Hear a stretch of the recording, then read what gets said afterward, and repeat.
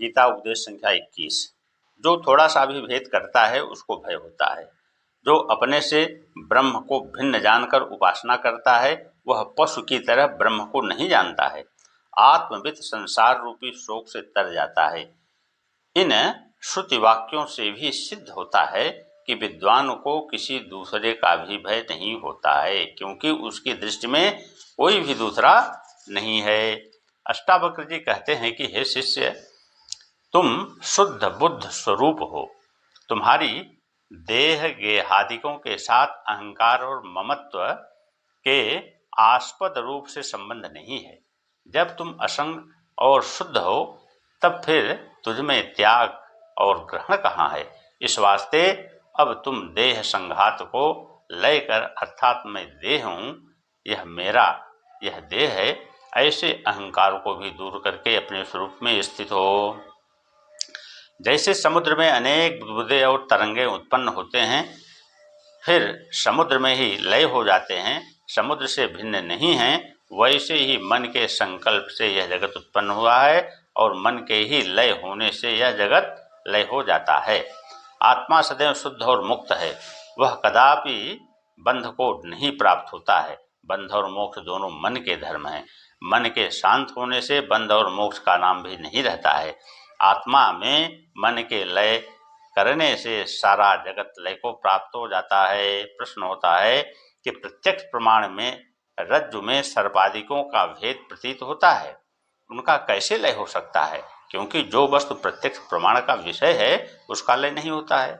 उत्तर में कहते हैं कि प्रत्यक्ष प्रमाण का जो विषय है उसका विवाद शास्त्र से हो जाता है। जैसे चंद्रमा का मंडल प्रत्यक्ष प्रमाण से तो एक बित्ता भर का दिखाई देता है, परंतु ज्योतिष शास्त्र में वह 10,000 योजन का लिखा है। उस शास्त्र से बित्ता भर का नहीं माना जाता है।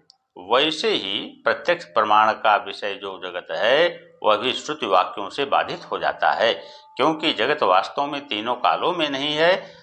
और जैसे स्वप्न की सृष्टि और गांधर्व नगरादि तीनों कालों में नहीं है, वैसे ही यह जगत भी वास्तव में तीनों कालों में नहीं है। ऐसा चिंतन ही जगत के लय का हेतु है। अष्टावक्र जी कहते हैं कि हे जनक, तो आत्मानंद से पूर्ण है। दैव योग से शरीर में उत्पन्न हुए जो सुख दुख हैं उनमें भी तू पूर्ण है। आशा और निराशा में तू सम है। जीने और मरने में भी तू सम है, निर्विकार है। सुख दुखादि सब अनात्मा के धर्म हैं और मिथ्या हैं। तू क्योंकि इनके धर्मी जो देहादिक हैं वे भी सब मिथ्या हैं। उत्पत्ति से पूर्व जो देहादिक नहीं थे और नाश के उत्तर भी नहीं रहते हैं, वे बीच में भी प्रतीत मात्र हैं। जो वस्तु उत्पत्ति से पूर्व और नाश के उत्तर न हो वह बीच में भी वास्तविक नहीं होती है, केवल प्रतीत मात्र ही होती है। जैसे स्वप्न के पदार्थ और रज्जु विष सर्पादिक मिथ्या हैं, वैसे यह जगत भी मिथ्या है। वास्तव में तीनों कालों में नहीं है, केवल ब्रह्म ही ब्रह्म है। यह संपूर्ण जगत निश्चय करके ब्रह्म रूप ही है। ऐसे चिंतन का नाम ही लय चिंतन है। शिष्य की परीक्षा के लिए गुरु ने लय योग रूप चिंतन का उपदेश दिया। अब इस छठे प्रकरण में गुरु अपने अनुभव को दिखाता हुआ लयादिकों के असंभव को दिखाता है। लय चिंतन रूप योग भी मुझ में नहीं बनता है। लय उसका होता है जो उत्पत्ति वाला पदार्थ है। जिसकी उत्पत्ति ही तीनों कालों में नहीं है उसका लय भी नहीं होता है। जैसे बंध्या का पुत्र और शशक के सींग की उत्पत्ति नहीं है और न उसका लय है, वैसे ही जगत भी तीनों कालों में न उत्पन्न हुआ है, न होगा और न वर्तमान काल में है।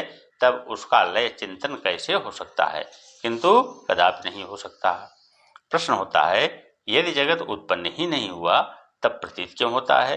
उत्तर में कहते हैं कि मांडूक्य कारिका में कहा गया है कि जो वस्तु उत्पत्ति से पहले नहीं है और नाश से उत्तर भी नहीं है वह वर्तमान काल में भी नहीं है, परंतु मिथ्या होकर सत्य की तरह वर्तमान काल में प्रतीत होती है।